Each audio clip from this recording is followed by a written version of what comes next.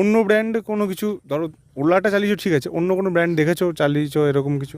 দেখেছি, আমি চেতাক দেখেছি, তারপরে হচ্ছে এথারও দেখেছি, টিভিএসের যেটা রয়েছে সেটাও দেখেছি, কিন্তু আমি চালিয়েছি শুধু আমি ওলাই।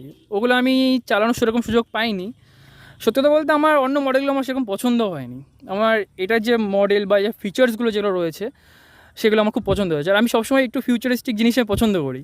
তো এটার মধ্যে সেই জিনিসগুলো আমি মানে পেয়েছি। প্রথম যখন এক্সপিরিয়েন্স করলে একটা গাড়িতে এত কিছু সফটওয়্যার আছে, এতটা পরিমাণে স্পিড আছে, এতটা রেঞ্জ আছে, ইন্টারেস্টিং কী লাগলো গাড়িটাতে?